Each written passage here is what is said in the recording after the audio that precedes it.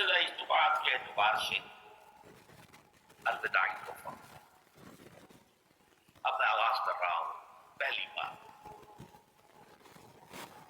اس سبب میں 3 باتیں مجھے کہنی ہیں. سب سے پہلی بات یہ کہ زندگی کی سب سے بڑی حقیقت موت ہے. ہم بلائے رکھتے ہیں، اپنے ذہن سے اسے دور رکھتے ہیں، لیکن واقعہ یہ ہے کہ زندگی کی سب سے بڑی حقیقت موت ہے.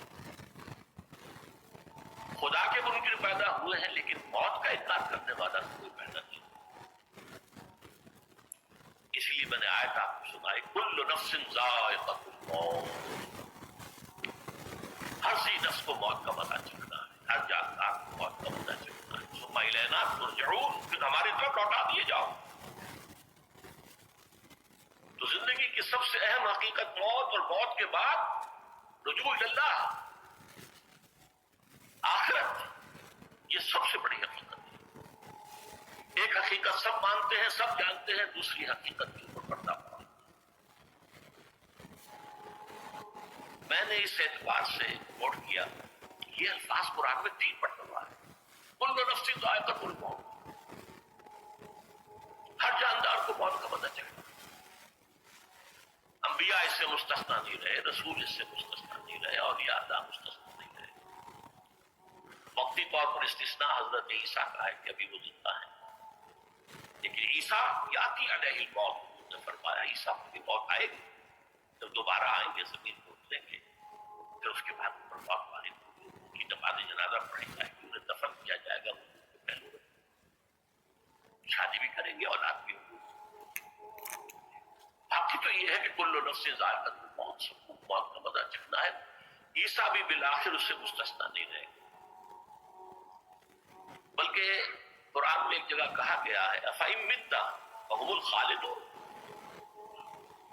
کیا ہے نبی، اگر آپ کا انتقال ہو گیا تو یہ کیا ہمیشہ رہیں گے؟ کون ہے دنیا میں جو ہمیشہ رہے؟ انتقال تو ہونا، آپ کا بھی ہونا ہے. انک میت وانہم لمیتون.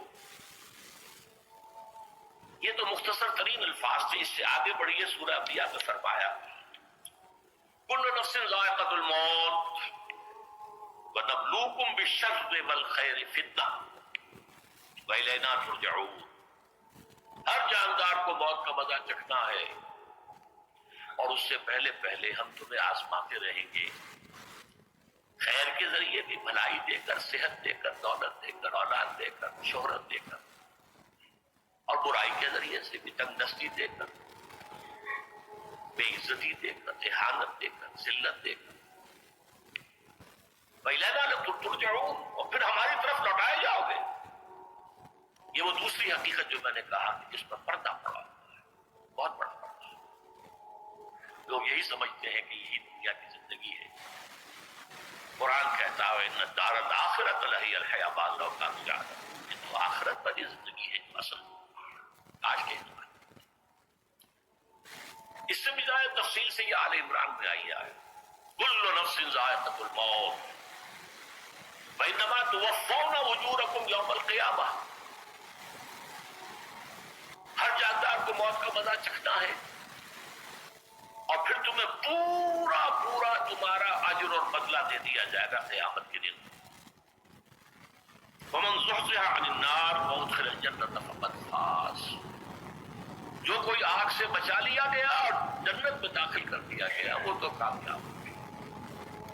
اللہم ربنا اجعلنا منہم، اللہم ربنا اجعلنا منہم، اللہم ربنا اجعلنا منہم. وما الحیات الدنیا الا متاع الغرور.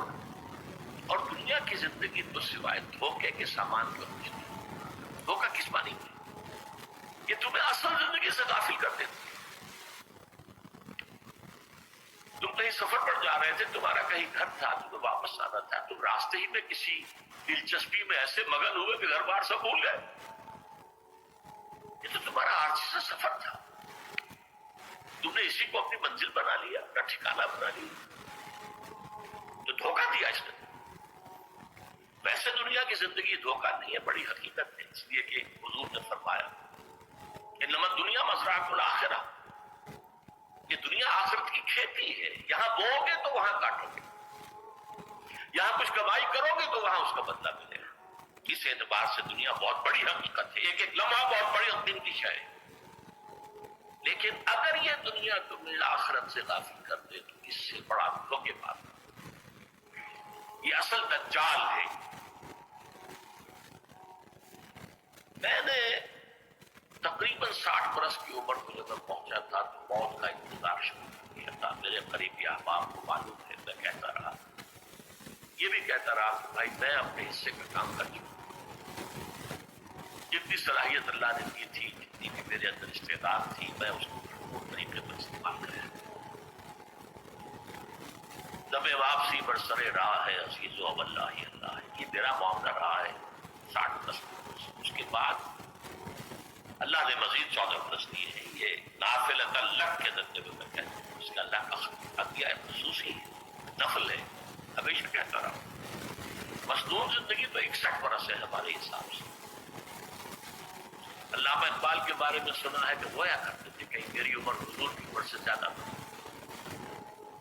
وہ 6 مہینے کم ہی رہی ہے حضور کی۔ جو حضور کی عمر تھی وہی حضرت ابو بکر کی، وہی حضرت عمر کی، وہی حضرت علی۔ ہاں، حضرت عثمان 82 برس تک بڑی بچہ ہے۔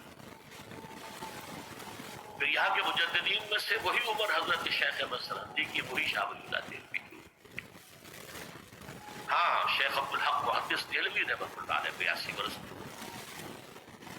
لیکن یہ میں کہا کرتا تھا مصنون عمر تو 61 برس ہے، جسے ہم 63 کہتے ہیں وہ اصل میں ہمارے حساب سے 61 تک تھا۔ تو 63 قمری ہے، جو 9 دن کم ہے، قمری سال جو ہے وہ شمسی سال سے۔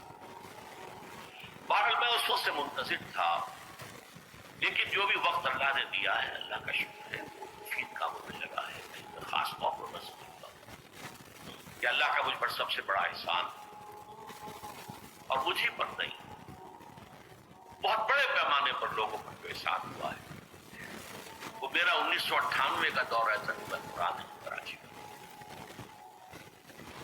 1998 کے مارچ میں میرا بڑا آپریشن ہوا، دونوں تبدیل کیے گئے، لیکن 98 کے آخر میں حالانکہ میں چل نہیں سکتا تھا۔ کراچی میں مسجد جو ہے اونچی ہے، دوسری منزل پر ہے، تو خاص ریمپ بنایا گیا جس کے ذریعے میں ویل چیئر پر مجھے لے جایا جاتا تھا۔ اس طرز کی گزشتہ چند سالوں سے پوری دنیا میں جو گونج ہوئی ہے اللہ کے فضل کا، کوئی حکمت خداوندی اس کے ساتھ وابستہ ہے۔ اس میں میرے کسی کام کو دخل نہیں ہے، میری کسی کوشش کو دخل نہیں ہے۔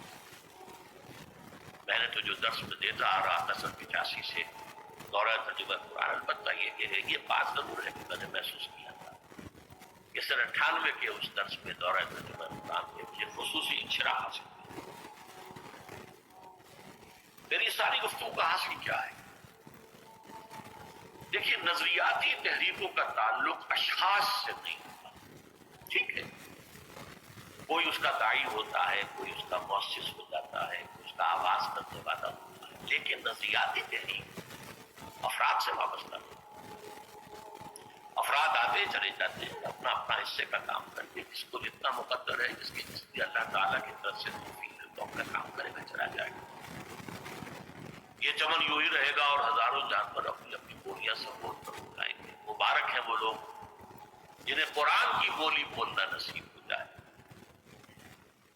بھائی یحسب انی منکم، یہ گمان ہے، اللہ کا فضل ہے کہ میں سے قرآن کی بولی بولی اور قرآن مجید کو جیسا کہ وہ ہے ایز اٹ از، اپنے کو منظومہ خیالات، اپنے کوئی ذہن سے زائدہ نظریات کو میں نے اس میں دخل دیا، جسے انگریزی میں آپ آبجیکٹو لکھیں، خالص معروضی طور پر قرآن کو پڑھا، قرآن کو قرآن سے سمجھائے یا پھر سیرت رسول سے سمجھائے۔ میں لفظ سنت کی بجائے سیرت استعمال کرتا ہوں۔ قرآن مجسم حضور تھے صلی اللہ علیہ وسلم، اور حضور کی سیرت اور حیات جو ہے وہ قرآن مجید کی اصل تفسیر ہے۔ یہ حقیقت بھی بہت کم لوگوں کے لیے ہے۔ وہ احادیث کا نام تو لیتے ہیں، احادیث بھی ہے، سیرت بھی تو احادیث ہی سے ہمیں ملتی ہے، لیکن میں خاص طور پر سنت کی حدیث کی بجائے سیرت کا نام سکتا ہوں۔ قرآن کی 2 سورسز ہیں، قرآن خود اور سیرت رسول صلی اللہ علیہ وسلم۔ بہرحال انشاءاللہ العزیز یہ کام پڑھے گا چلے گا، یہ میں ابھی بات میں عرض کروں۔ دوسری بات جو میں نے آیت پڑھی آپ کو، وَمَن نُعَمِّرْهُ نُنَكِّسْهُ فِي الْخَلْقِ أَفَلَا يَعْقِلُونَ، بہت بڑی حقیقت زندگی کی یہ بھی ہے، جس کی ہم عمر زیادہ کر دیتے ہیں اس کی خلقی صلاحیتوں میں کمی کر دیتے ہیں۔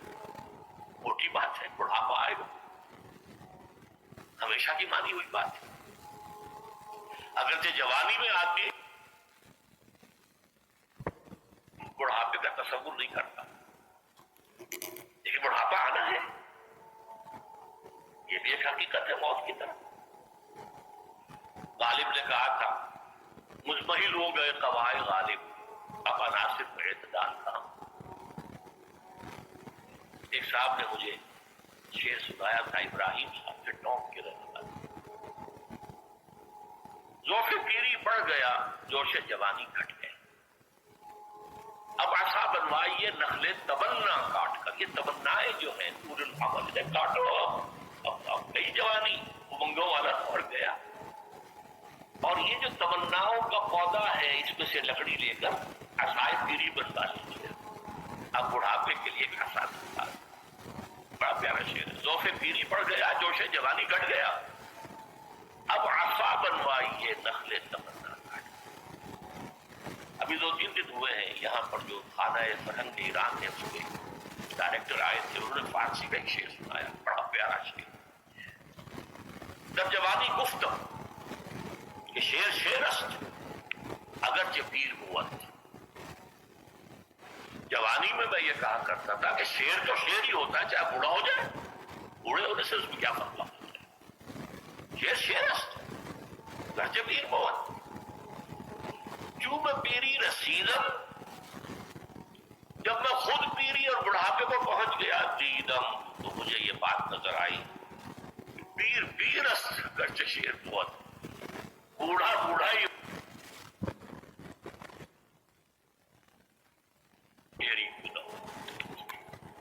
تو یہ بڑھاپا جو ہے یہ زندگی کی دوسری بڑی حقیقت ہے۔ اس کا ایک تو یہ بڑھاپا جو ہے یہ زندگی کی دوسری بڑی حقیقت ہے۔ اس کا ایک اثر تو سب کو معلوم ہے، قواعد غالب جو میں نے کہا، بڑھاپے کا عام نتیجہ جسمانی ضعف، سب جانتے ہیں، لیکن مجھ پر اور کچھ اور لوگوں پر بھی خاص طور پر اس کا جو ایک اثر ہوتا ہے یہ مجھ پر ہوا ہے، وہ ہے یادداشت کی کمزوری، اور یہ میں کئی سال سے محسوس کروں۔ میری پرانی یادداشت بڑی مضبوط ہے، قوی ہے،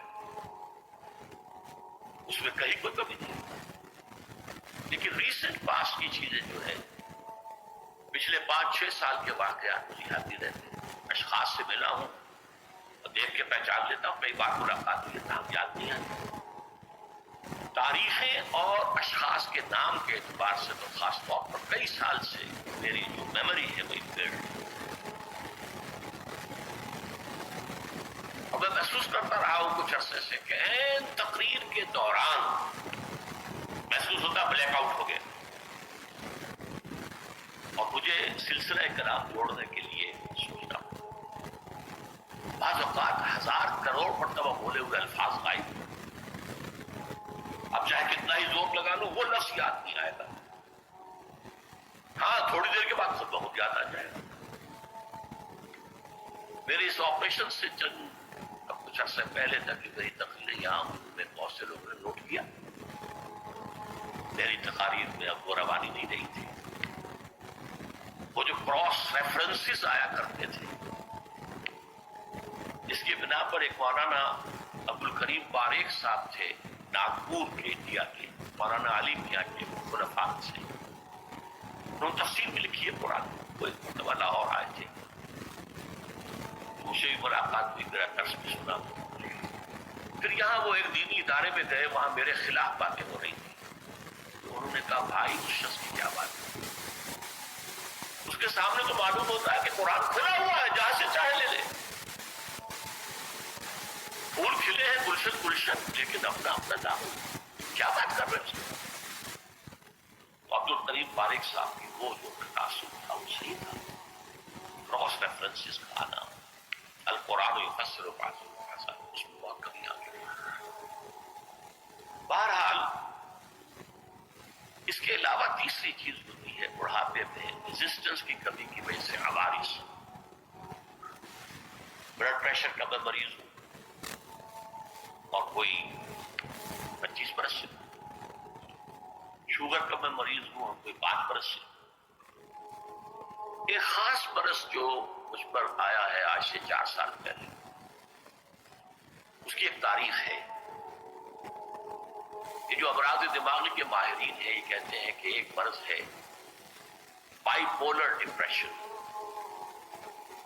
انسان میں کبھی تو انشراح ہوتا ہے, ایکٹیویٹی ہوتی ہے, سوچتا ہے اور ایکٹیو کرنے کے لیے, گفتگو کے لیے, بھاگ دوڑ کے لیے طبیعت میں آبادی ہوتی ہے. کبھی وہ بجھ سا جاتا ہے, کبھی وہ حرکت کرنے کو جی نہیں چاہتا, پڑا رہے کسی کونے پہ, سو جائے. تو یہ بائی پولر معاملہ کہلاتا ہے, یہ ویو چلتی ہے. اچھا یہ ہے ہر انسان میں, جسے ہم عام طور پر کہتے ہیں موڈ آف ہے بھائی میرا, مجھ سے بات کرو. تو یہ موڈ کا آف ہو جانا, آن ہو جانا, یہ عام آدمی بھی ہوتا ہے. لیکن جو اللہ کے کسی فضل و کرم سے زیادہ ذہین ہو, زیادہ حساس ہو, ان میں پھر یہ جو ویو ہے یہ زیادہ اونچائی زیادہ نیچائی, زیادہ اونچائی زیادہ نیچائی, اور اس کو پھر ہم کہتے ہیں مرض بائی پولر. یہ ہمارا خاندانی مرض ہے. والد صاحب کا تھا, وہ تھا, بڑے بھائی اظہار احمد صاحب کو ہوا, میری بڑی ہمشیرہ کو ہوا. عام طور پر اس کی عمر ہوتی ہے, ہوتی تھی 3 تجربے مجھے ہیں. والد صاحب کو 13 برس میں نے اٹینڈ کیا ہے اس بیماری. سن 52 سے 65 تک جب ان کا انتقال ہوا. یہ عام طور پر شروع ہوتا ہے 50 برس کے لگ بھگ. میری عمر جب 50 برس کے لگ بھگ ہوئی تو مجھے کئی مرتبہ محسوس ہوا کہ میری تقریر کے دوران سوئچ آف ہوتا ہے. ایک مرتبہ سن 70 میں میری یادداشت کئی گھنٹوں کے لیے بالکل ضائع, اس کا میں نے تذکرہ کیا ہوا میری کتاب ہے حساب کم و بیش. جو کیفیت مجھ پر گزری تھی, اس کرب کے عالم میں وہ چند گھنٹے مجھ پر گزرے تھے, میں انہیں الفاظ میں بیان نہیں کر سکتا. آدمی خراب ہے, نہ ابتدا کی خبر ہے نہ انتہا معلوم, کچھ بھی نہیں. میں جب 50 برس کا ہوا اور یہ دو ایک مرتبہ مجھے جھٹکے لگے مسجد سمن آباد کے اندر, تو میں نے ڈاکٹر رشید چودھری صاحب سے, وہ میرے والد صاحب کے بھی والد رہے تھے, میں نے ان سے کہا کہ یہ ڈینجر زون میں میں داخل ہو گیا. ان کا نہیں, آپ کو یہ نہیں ہوگا, اس لیے کہ آپ اللہ کے کتاب کی خدمت کریں. تو ان کی یہ بات تو پارشلی ٹروتھ لگی کہ 70 برس کی عمر پر یہ 20 برس اللہ تعالیٰ نے مجھے اس میں ایک بونس دے دیا. 70 برس میں ظہور ہوا, اس کا ایکسائٹنگ کاز بنا ہے افغانستان میں جو حادثہ ہوا طالبان کے ساتھ. اتنا صدمہ مجھے تھا, ایک دم بیٹھ گیا.